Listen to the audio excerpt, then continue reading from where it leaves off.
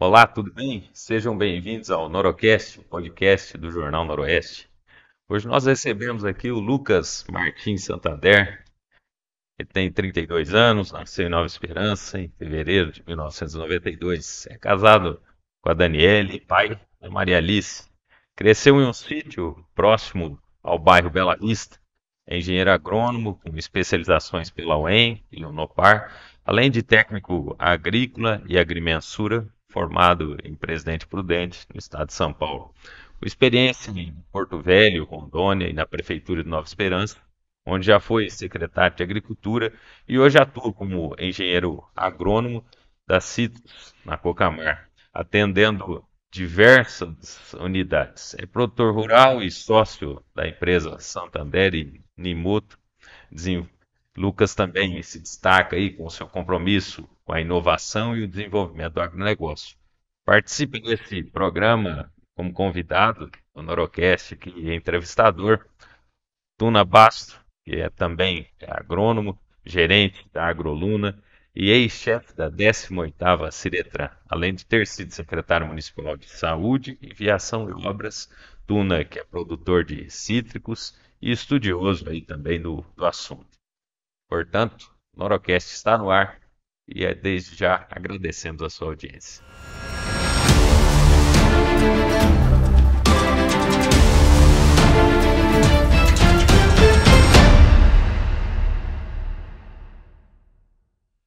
E desde já peço que você deixe o seu like no vídeo, não esqueça de ativar o sininho para receber as notificações sobre os nossos vídeos e manter-se informados através do Norocast, o podcast do Jornal Noroeste.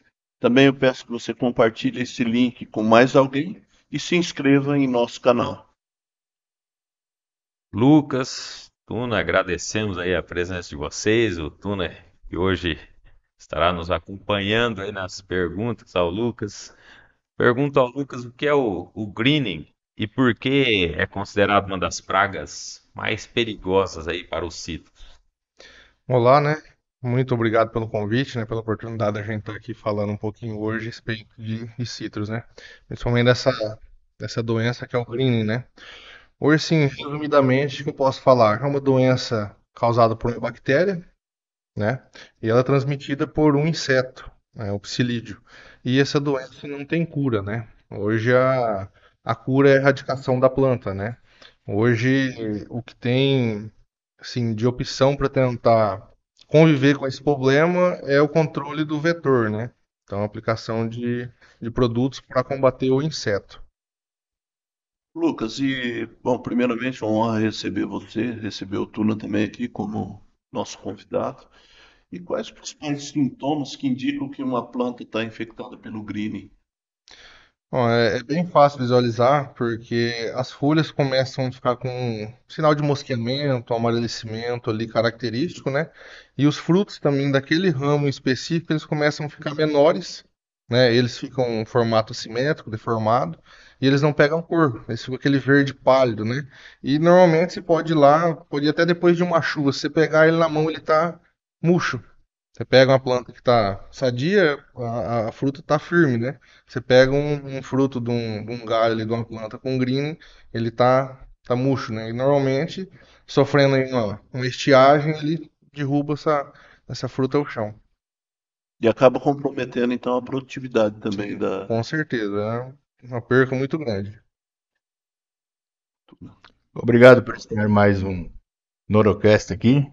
É uma satisfação muito grande. Obrigado pelo convite.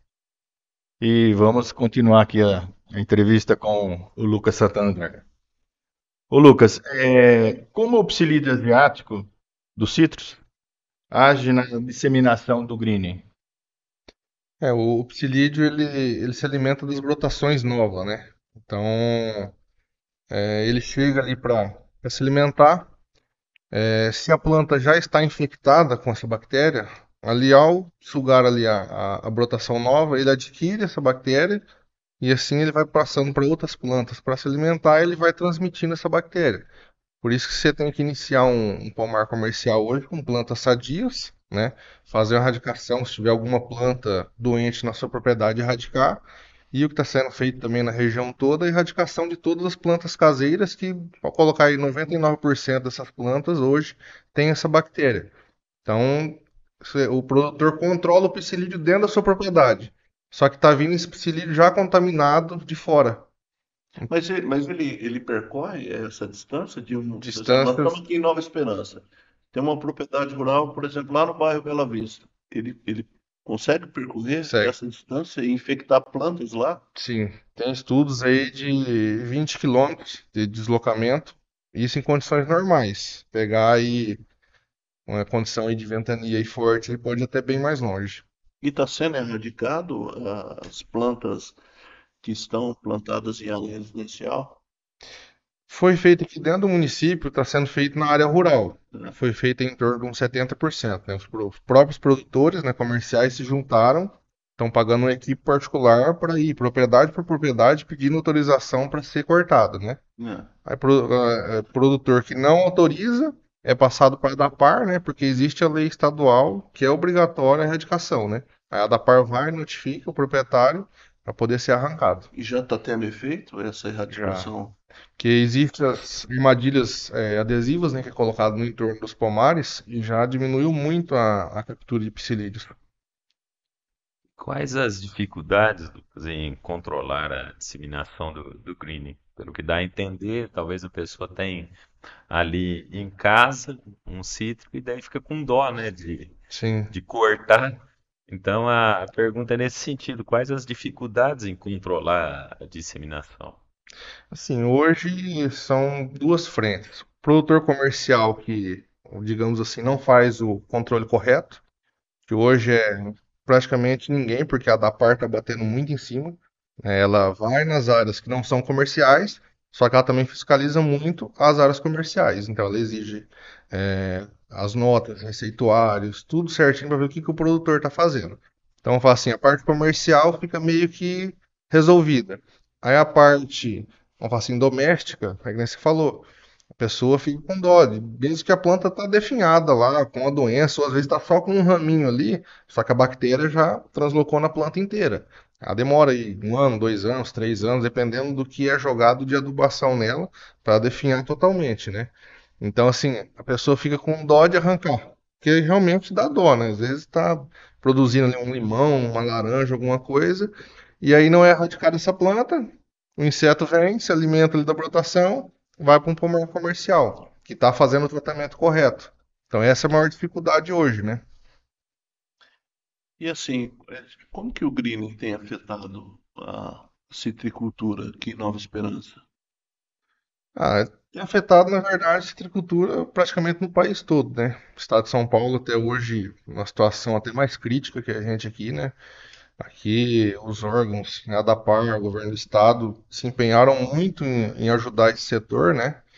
Então, assim, tem as dificuldades porque entrou o problema ali, você tem que erradicar a planta.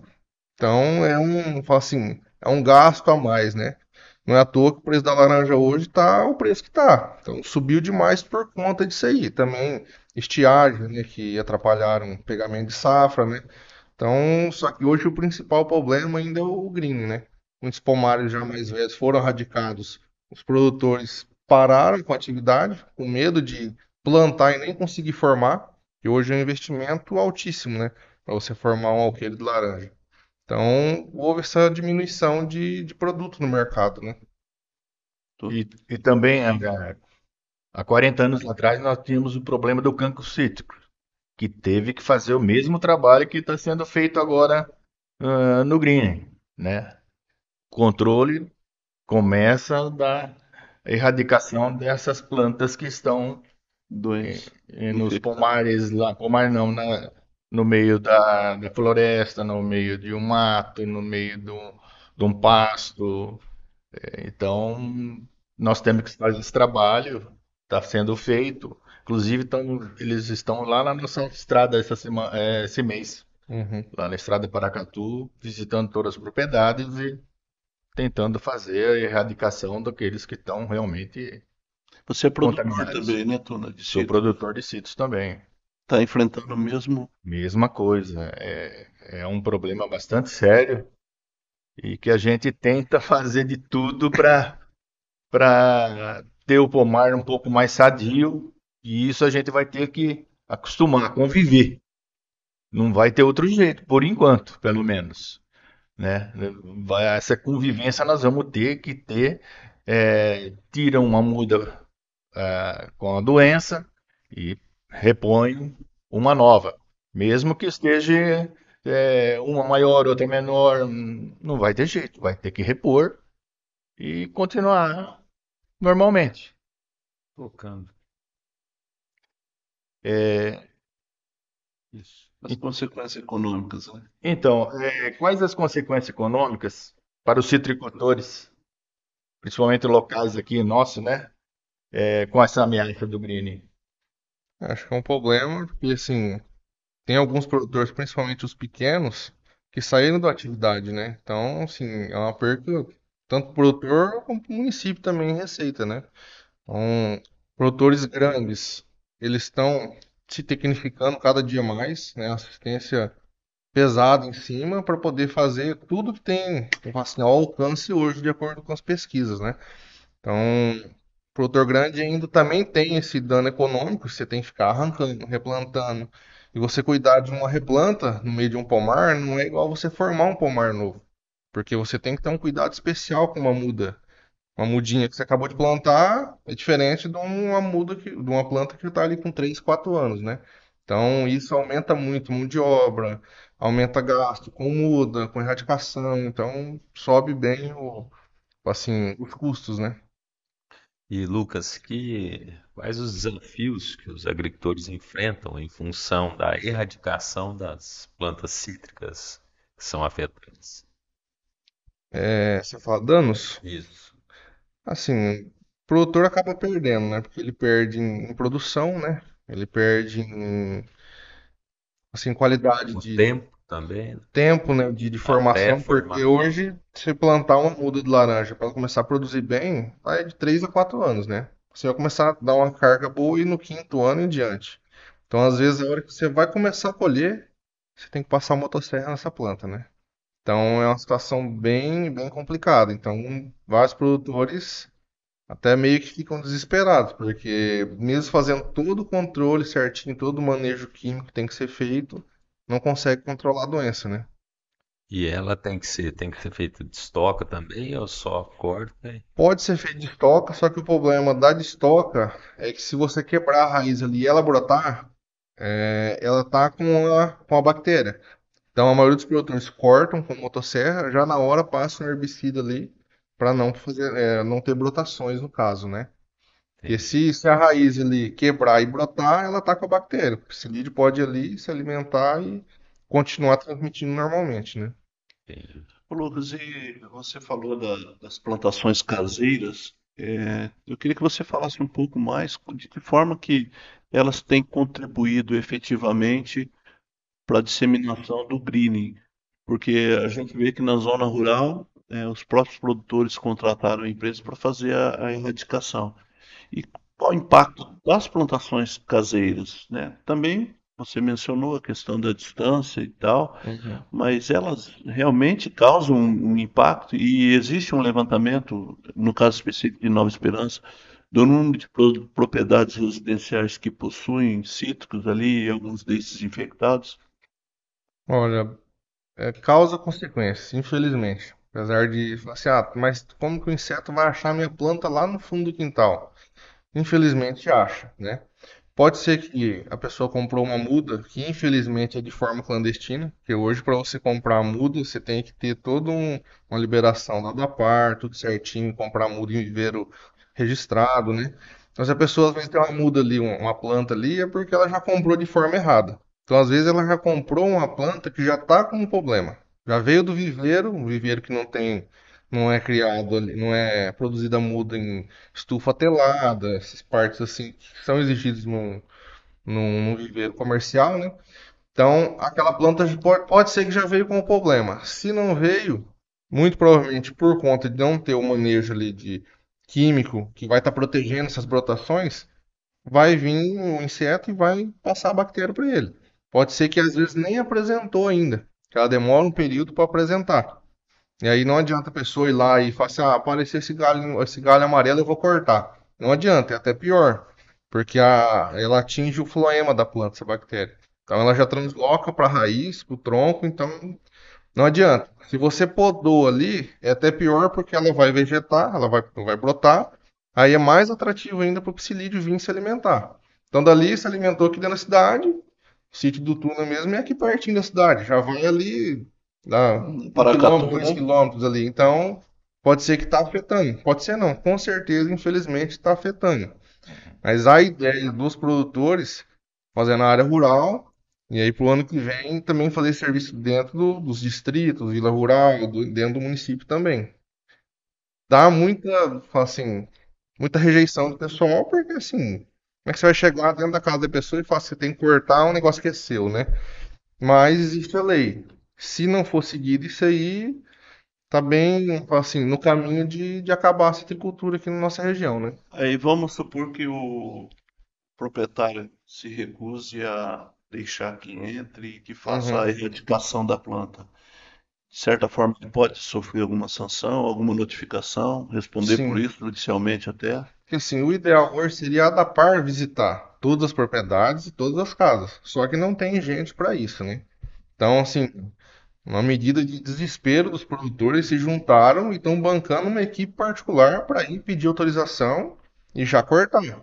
Quem não autoriza, a pessoa, essa equipe não vai fazer nada. Só fala, "Ah, beleza, pega, tira um ponto ali com Mas o é feita uma celular. notificação, uma espécie de É, notificação. aí passa para a Edapar, aí vai lá o agrônomo da Edapar e notifica a pessoa. Dá um prazo lá de 15, 20 dias para essa pessoa poder erradicar. Na maioria dos casos, o proprietário já pede para a própria equipe voltar e cortar.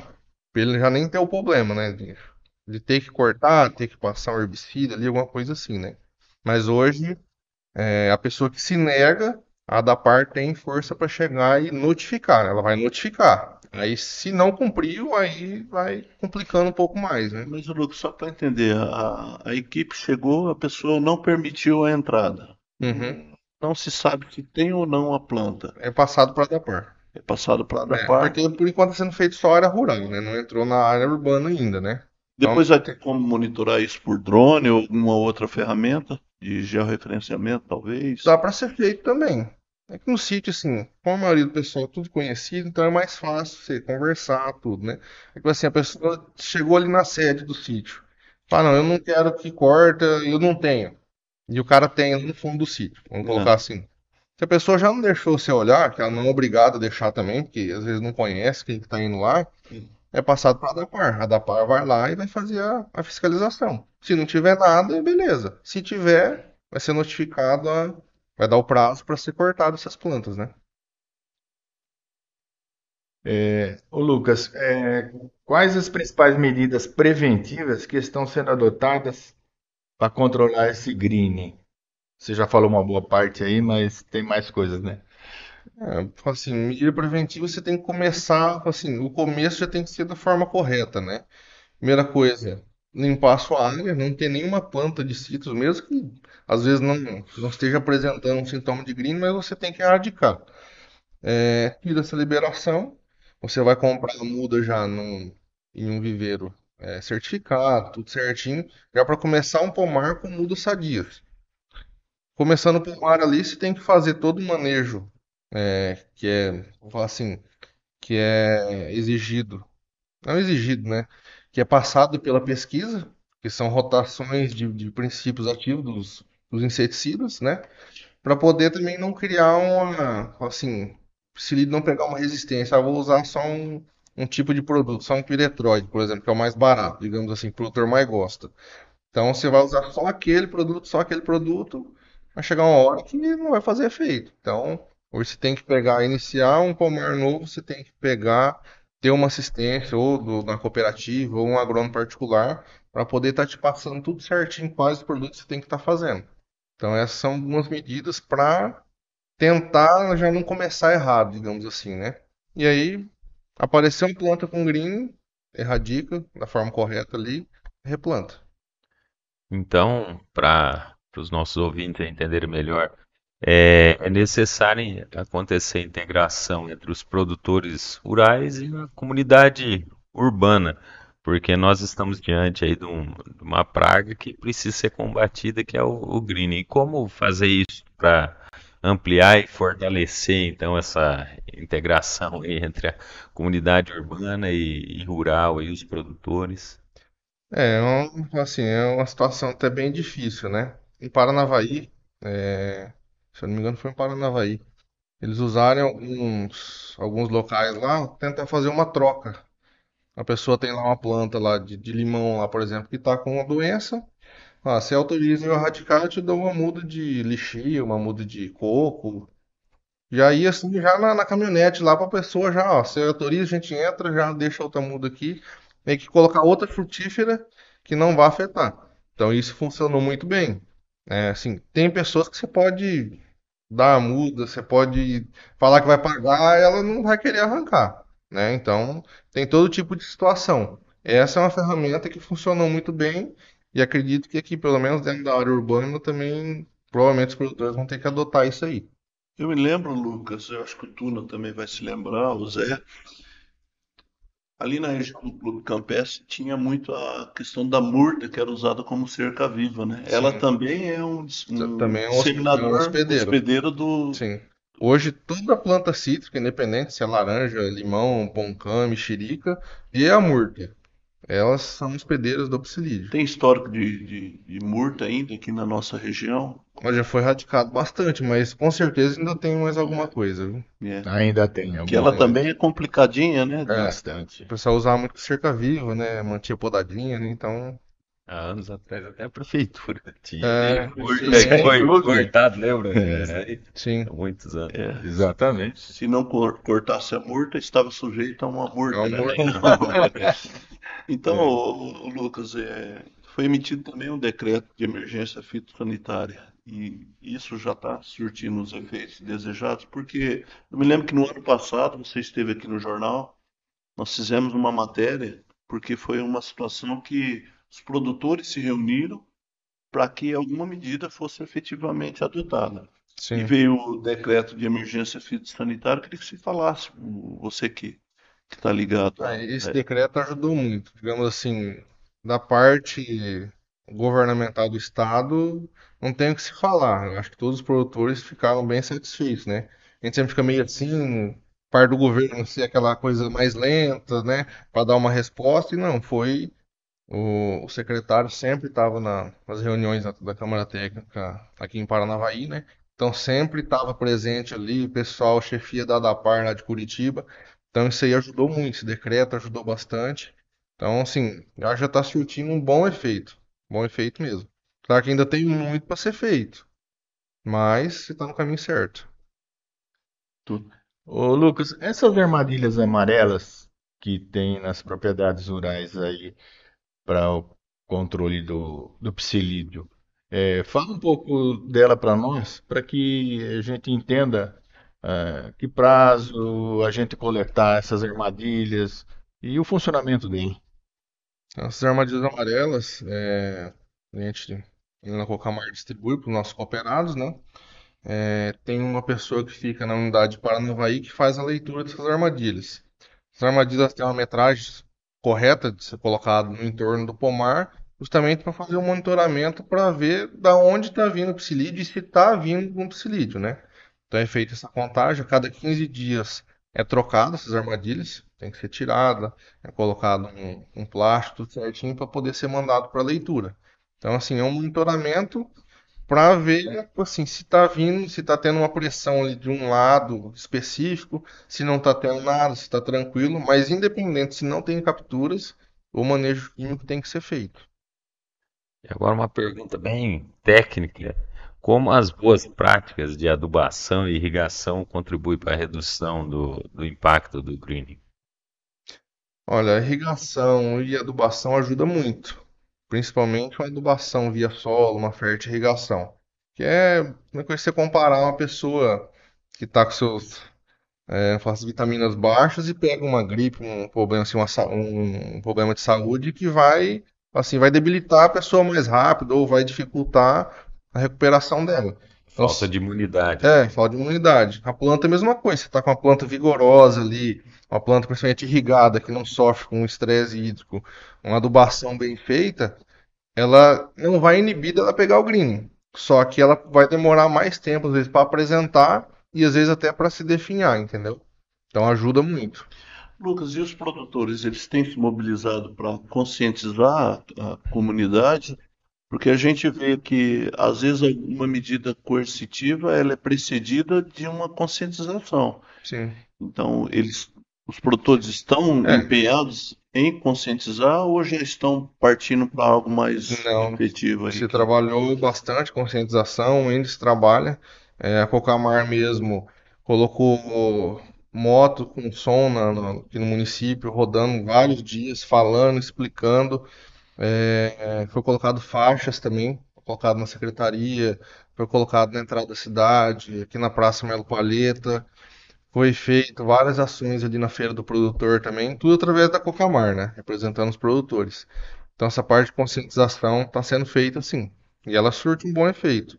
Mesmo que tem pessoas que não vão concordar mesmo, você explicando todo o contexto, mas muitas pessoas, na hora que para ali, você pega ali o panfleto, explica a causa, o problema, muitas pessoas falam, "Não, então realmente tem que cortar, né?"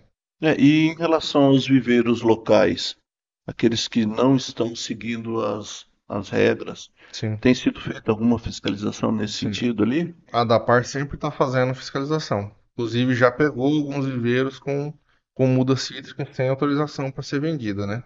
Mas a Dapar sempre tá rodando e fiscalizando. É, ô Lucas, mais um pouco ainda de desafio. Quais os desafios que encontrados para engajar a nossa população no sentido de combate ao crime?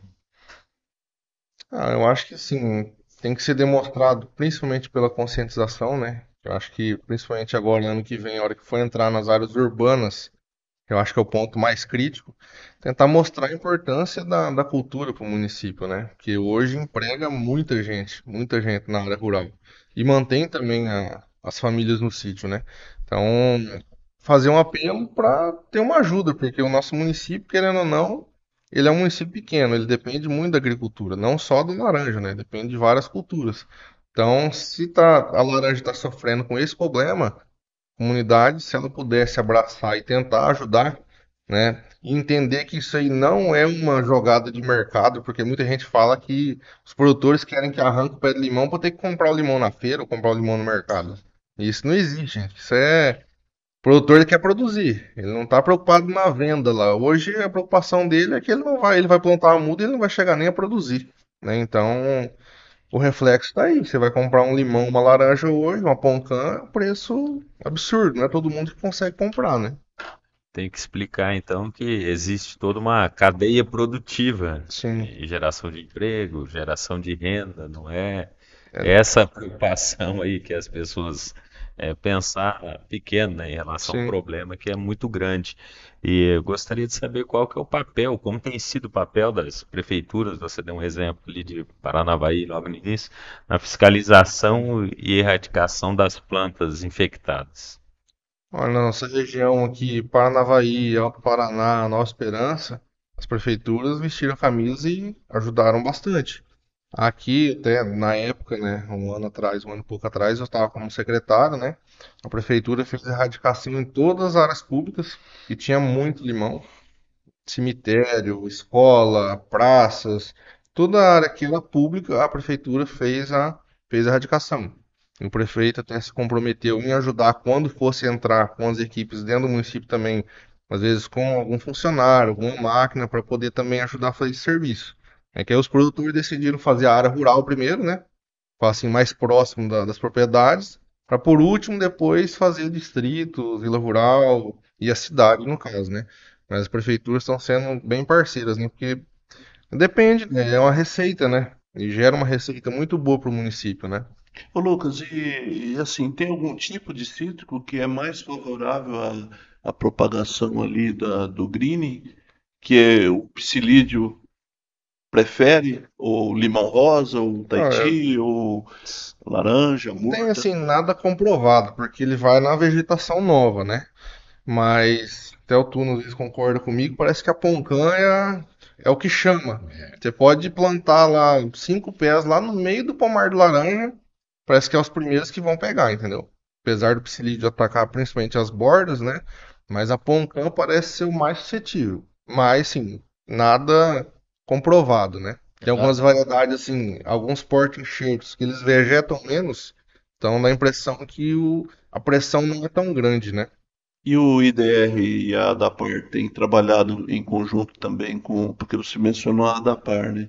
Agora a questão do IDR com os produtores da região, como tem sido esse trabalho? Sim, o IDR auxilia sim, porque muitos produtores, tipo assim, não têm às vezes tanto conhecimento do problema, né? Por exemplo, chega lá o pessoal para cortar, eles não autorizam, eles correm no IDR, vai falar ali com o Walter, ali com o pessoal, fala assim, "Olha, o que que é isso? O pessoal tá querendo ir lá."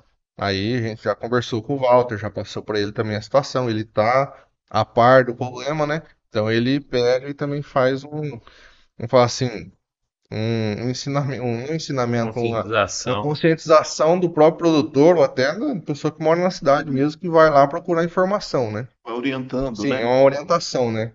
Esse pessoal do DR tá fazendo sim. Né? Bem, Ô Lucas, e essa parte aí de que a gente vê pequenas empresas aí na venda de mudas e clandestinas. Que se pensa, o que fazer, que estratégia com esse pessoal que continua fazendo isso? E são empresas, porque ele está aí até hoje vivendo disso, é complicado. Que nós podemos fazer para Esse é um problema muito sério. E alguns viveiros aqui no município vendiam, né? Até então, digamos assim, até poucos anos atrás, tinha doença, mas não tava fala assim, essa pressão que tá hoje, né? Então, meio que ia indo, né? Agora não, agora a fiscalização tem que bater em cima dessas empresas, porque senão, fala assim, você vai ficar enxugando gelo. Você vai, corta lá no sítio, 5 pés de limão rosa do cara lá, ele vem na cidade e compra 5 mudas de novo. a quem compete a fiscalização? Nada a par. O A Estado. ADAPAR. Né?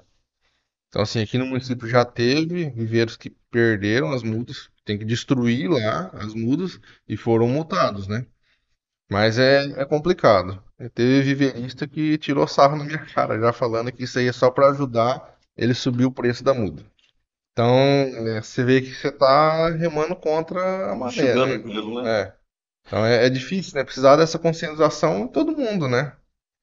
E existe algum apoio financeiro ou técnico para os agricultores que são afetados?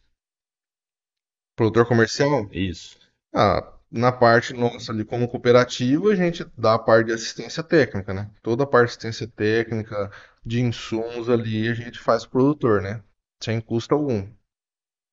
Faz a erradicação e depois todo É, esse cuidado, né? toda a Pensar parte assim. de, fala assim, da assessoria, do jeito que ele tem que fazer, tudo ali a gente faz, né? Ô Lucas, e como que a citricultura ela é vista no contexto econômico do Paraná e mais especificamente aqui de Nova Esperança? É muito representativa? A cultura bem representativa, principalmente aqui no Noroeste, né? Aqui no Paraná tem aqui bastante nessa nossa região aqui de Nova Esperança, indo para a região de Paranavaí. E tem um pouco também na região de Curitiba, ali de Cerezu, Serra Azul? tem bastante poncã e mexerica, né? Então, ali tem bastante dessa. Não tem muita laranja, mas fruta de gomo mesmo, né?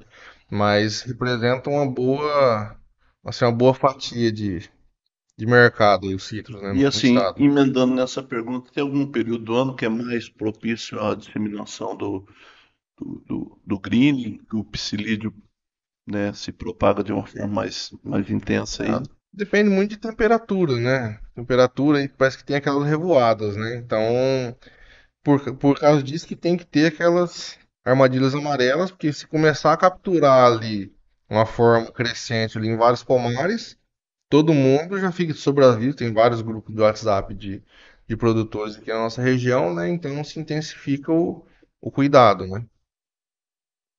Nos últimos 60 dias, parece que nós não temos mais psililo na Sumiu, região. quase que sumiu. Parece que sumiu.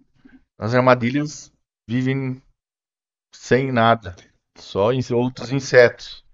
E Como fala assim, há 4 meses atrás, 5 meses atrás, tinha armadilha que pegava 100 psilídeos em sem uma armadilha. psililo.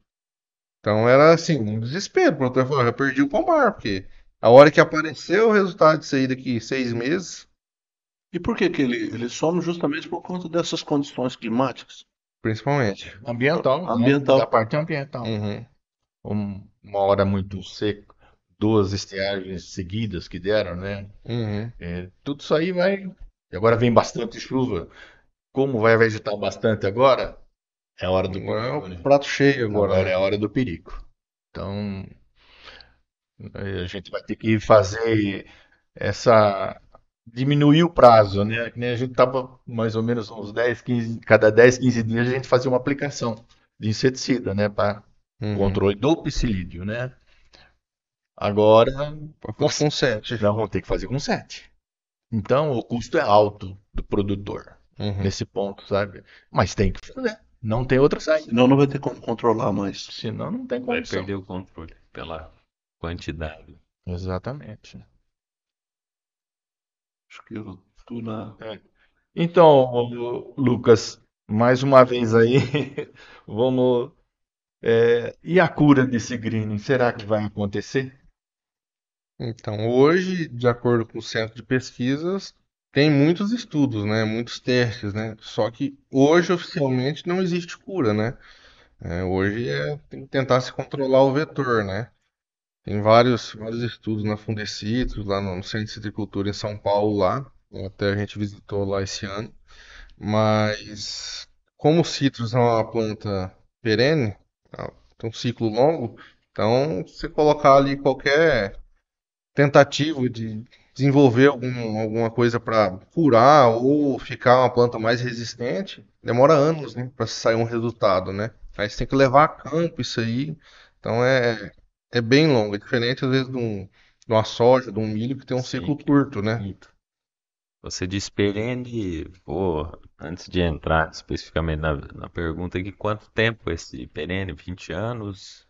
Ela pegou, você fala assim, hoje você pegar um pomar, assim, um pomar já adulto, ele aguenta até mais de 25 anos, dependendo do tratamento que o produtor fez aí do começo, né? E isso por pomares já implantados. Hoje, se pegar o estado de São Paulo, a estimativa deles lá de um pomar hoje, a vida dele é de 12, 13 anos.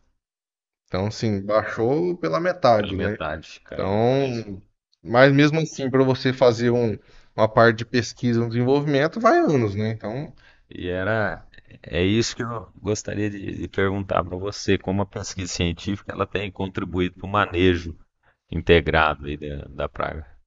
é, como assim, como não tem ainda uma cura, digamos assim, ou uma muda resistente, são feitos manejos, né, de rotação de produtos, são feitos vários testes para ver qual molécula está funcionando, qual psilídeo já pegou uma resistência, né? Então, esse centro de pesquisa no estado de São Paulo já está assim, né, turma, bem mais grave, digamos assim. Tem produtos lá que a gente usa aqui e faz um bom efeito que lá já não faz mais. Muitas vezes por erro até do produtor de sempre querer usar aquele, por conta de custo, né? Então hoje você tem que rotacionar aí no mínimo 4, 5 moléculas diferentes, né? Para não pegar essa resistência. Então o centro de pesquisa ele ajuda muito passando todas as informações para os produtores, né? E com relação a, já falando em pesquisas, como que está a questão do avanço dos controles biológicos em substituição aos processos químicos? Como que está? Hoje tem vários produtos muito bons que a gente usa, né? Só que assim, falar que vai substituir, eu acho muito difícil na situação que está hoje, tá? Seria o sonho, né, de todo produtor usar só um biológico para não ter problema, assim, de dar uma deriva, de afetar algum vizinho, alguma coisa assim.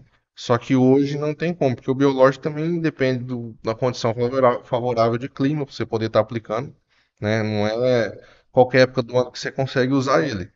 Então, assim, dá para você intercalar ele junto, mas substituir totalmente o biológico pelo químico é um pouco difícil ainda. Lucas, e as expectativas dos produtores aí em relação à recuperação das plantações? O que que você acha? Todos estão recuperando, investindo mais, ou está retraindo a área de citros? Sem falar que os produtores que eu atendo, né? A região nossa aqui. Começo do ano, ninguém tinha coragem de comprar uma muda de laranja. Então, todo mundo tava desanimado, com medo. Assim, uns 3 meses para cá, o pessoal animou. Que está sendo feito esses cortes na área rural, né? Então, você tira um pouco dessa pressão de psilídeo no entorno das áreas, né? Então, todo mundo tá vendo que está sendo feito e, digamos assim, a gente vai conseguir ganhar a batalha do psilídeo, né? E aí, muitos produtores já procurando a gente já para ver qual muda comprar, qual porta-enxerto usar, espaçamento. Então, você vê que de alguns dias para cá o negócio já mudou um pouco. Claro que ainda tem alguns que ficam um pouco mais receoso, mas principalmente os produtores maiores estão investindo bastante. E também até motivados pelos preços, né? Isso, preços também. Exatamente. É Ajuda alto. muito. É porque a lei da oferta e da procura, É, né? é uma coisa que, digamos assim, não vai mudar curto prazo, entendeu? Eu falo que no mínimo aí, sei que tu não acha, mas falando que de 4, 5 É, anos não muda esse preço que tá, porque pra você formar um pomar hoje é em torno de 3 a 4 anos, né? Tá sendo plantado muito, mas em outras regiões, né? Principalmente Mato Grosso do Sul, Goiás, o pessoal tá assim, tá saindo de São Paulo, né, que é o principal produtor, e indo para outras regiões, tentando fugir dessa pressão de psilídeo, digamos assim, né, do green, né? Ô Lucas, e aqui na nossa região, o que que vocês veem? É bem diversificada as culturas nas propriedades ou tem propriedades que é exclusivamente para os cítricos?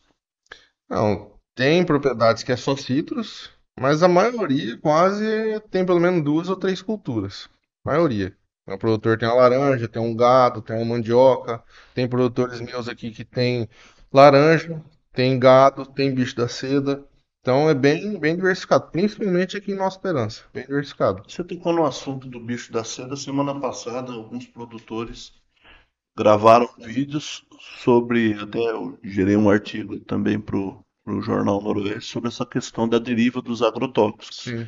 Como que você está vendo, a gente saindo um pouquinho aqui do tema do green, né? É Uhum. uma situação preocupante, porque Nova Esperança é a capital nacional da Sim. seda. E a gente vê uma atividade histórica no município que tem fixado as pessoas no campo e sofrendo aí com essa deriva dos agrotóxicos. Sim, não. O bicho da seda é uma cultura importantíssima para o município, né? Que não pode, assim, não pode acabar, né? Como você falou, mantém as famílias no sítio, né? Hoje gera uma boa renda também, por causa de um preço muito bom, né? Só que está sofrendo, né? Digamos assim, o que que o produtor de laranja pode fazer? Ele tem que fazer o manejo dele de forma correta. Não pode pulverizar a hora que está ventando, ele tem que usar um adjuvante, ele tem que fazer tudo conforme manda a lei, né? Fazendo isso aí, ele não vai ter problema com o vizinho, né? Agora, pode ser também que foi ocasionado alguma morte de bicho da seda por causa de outros fatores, né? Então, tem que ser avaliado caso a caso o que que aconteceu, né? Você acompanhou, né? Circulou nas redes Sim, sociais, sim, sim. o jornal também trouxe essa questão. Então é uma questão que realmente preocupa. Sim, é muito preocupante, né? Porque assim, o produtor, ele tem laranja, ele não quer nunca prejudicar o vizinho e vice-versa, né? Isso. Não É. pode acontecer de jeito nenhum. Todo mundo tem que produzir a laranja, tem que produzir o brilho da seda, tem que produzir mandioca, né? Digamos assim, não tem que viver em harmonia, né? Sim. E tendo em vista que esse programa está no YouTube, Jornal Noroeste, através do Norocast, como as ações atuais podem servir de modelo para outras regiões que também são afetadas pelo Green? As ações feitas aqui, como você enxerga? Eu acho assim, você pegar uma região que não está sendo feito um trabalho assim, ela tem que pegar e copiar o mesmo que está dando certo, né? Alto Paraná, eu acho que está até mais adiantado que a gente aqui. É, tem gente que fala assim, ele que viu que deu certo lá, e está desenvolvendo aqui, né? Lá acho que a área rural, acho que já quase 100% eles devem ter já feito, né? A área urbana também, acho que já fizeram Fizeram uma tudo, parte. né? Não sei se andaram por tudo, mas ainda tem os casos que não autorizaram, que tá para trás ainda. Então, assim, regiões que têm citros e ainda não se mobilizaram, tem que se mobilizar. Até tem contato aí com o município de Castelo, de Floraí, que tem produtores também e ainda estão meio devagar, porque são poucos produtores, mas tem que vestir a camisa, senão acaba a cultura no município. E é lamentável, né? Chegar a Sim, um É, ponto desse por conta de um inseto, mais um inseto, né? Porque exatamente. A a dengue. dengue é algo que preocupa, né? uhum. Também por um inseto. E também agora essa questão do green, né? Que é tão É, preocupante que pode afetar toda uma cadeia produtiva e comprometer a economia regional. Então, Nova Esperança, como você muito bem salientou, ela também tem na atividade dos cítricos um sim, importante meio de desenvolvimento da economia local e do emprego também de mão de obra e fixação do homem no campo, né? sim. Então é algo que realmente causa grande preocupação. Desde o ano passado, né, Lucas? Quantas Sim. vezes, né, nós acabamos conversando e aquela mobilização, ela já começa a dar resultados, mas não para por aí, porque a gente sabe que a conscientização, ela é fundamental, É, né? tem que ser E constante, né? tem que ser constante, tem que ser uma ação integrada, os viveiros, a ADAPAR, os produtores, a população, né, aquele que tem uma planta cítrica no seu quintal. Então tem que ser algo integrado, porque no final o objetivo é que todos acabem ganhando, né? Porque a gente não Sim. pode ser derrotado por um inseto, né? Por um É. psilídeo, né? Se você pegar um exemplo dos Estados Unidos, né, Tom? Na Flórida lá, o que era a produção lá e o que é hoje, né? Assim, não sei se fizeram um corpo mole no começo, não acreditaram que ia ser tão destrutiva essa praga, né? Lá chegou a produzir 220 milhões de caixas. 380 milhões de caixa Você e vê? hoje 12 milhões. Hoje 12 milhões. Então já acabou com a citricultura Acabou. lá, né? Então você vê o que foi perdido de emprego, de renda lá, né?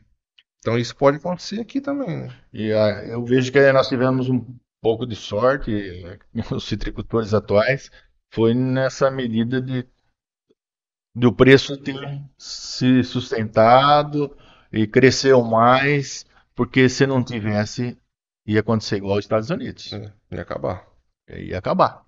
E nós precisamos também conscientizar a nossa população que a laranja é uma fruta que ajuda muito na saúde humana. Então, é, todos os, grande parte dos médicos, eles sempre, vitamina C laranja, vitamina C laranja. Nos Estados Unidos, por que que o consumo é alto lá? Você vai em qualquer lugar que você vai, tem uma jarra de laranja e uma garrafa de café. Na Europa, a mesma coisa. E a laranja é um produto que ajuda bastante a saúde do ser humano. Então, nós precisamos continuar com boas produções e aproveitar essa oportunidade aí de preço, porque igual o Lucas falou, se não tivesse acontecido isso, e também não tinha, o pessoal estava todo mundo desanimado, agora está voltando animado de novo e plantando mais. E as mudas que eram R$ 8 já foram para 17, e aí as outras já influenciam em outras situações também. Mas o produtor tá querendo plantar. Tá querendo plantar. Mesmo com todos os problemas. Então tem um ditado que se aplica literalmente a essa situação, que se te derem um limão, faça uma limonada. E os Exatamente. produtores estão, Então os fazer cítricos literalmente estão fazendo uma com um limonada pouquinho com de toda medo ainda, mas tá. um pouquinho de medo. Sempre com É um receio, né? a gente que é pequeno, médio produtor, a gente tem que ir devagar. É diferente dos grandes, né? Que tem mais potencial e mais Que hoje, economia. hoje se for pegar aí para formar um alqueire de laranja, tá em torno de 100 mil reais por alqueire, desde o plantio até o terceiro ano. Então aí você coloca, você formar um alqueire. Então Um valor bastante não é considerável. barato, né? Então, às vezes para chegar lá no terceiro ano, você tem que arrancar. Cortar tudo. É, nós estamos chegando ao final de mais um Norocast, o podcast do Jornal Noroeste. Lucas, gostaria que você, nas suas considerações finais também, vou deixar a palavra para o Tuna também. De antemão já agradeço também, Tuna, a tua disposição aqui em participar conosco desse programa. E você, Lucas, suas considerações finais e uma mensagem da união entre todos, né, no combate Sim. a essa praga que é o greening. Então, primeiro eu queria agradecer, né, o espaço, né, em meu nome, em nome da Cocamar, né? Agradecer pela oportunidade de a gente estar podendo falar um pouquinho aqui. Tenho certeza que isso aqui vai ajudar muitas pessoas a entenderem um pouquinho mais do problema, né? E a gente está à disposição lá na cooperativa. Se alguém quiser ir lá, tirar dúvida, conversar com a gente conversa, passa tudo que tiver ao nosso alcance, né? E a ideia é unir forças, né? Pedir para a população se conscientizar, né? Eu falei, né? Não é uma jogada de mercado isso aí na verdade é um desespero, né? Para não se extinguir a cultura da laranja na nossa região. Então a gente está à disposição, né? E agradece pela oportunidade. Tudo. Eu também gostaria de agradecer mais essa oportunidade aqui no Eurocast, né? É muito legal. Parabéns mais uma vez pelo programa. Isso tem infiltrado em toda a região aí, todo mundo está muito contente com o que vocês fizeram. Um trabalho espetacular. Tem gente já querendo imitar vocês, viu? Foi muito bom. E para a gente também mostrar o nosso lado, como produtor, como técnico, como agrônomo que nós somos. E, e a gente agradece a oportunidade aí de vocês. Muito bem, recebemos hoje aqui o Lucas, que veio falar sobre o greening. Convidamos também o Tuna, que além de entrevistador nessa manhã que nos ajudou com todo o conhecimento técnico. E esse é o Norocast, o podcast do Jornal Noroeste. Agradecemos aí a sua audiência e participação e até a próxima.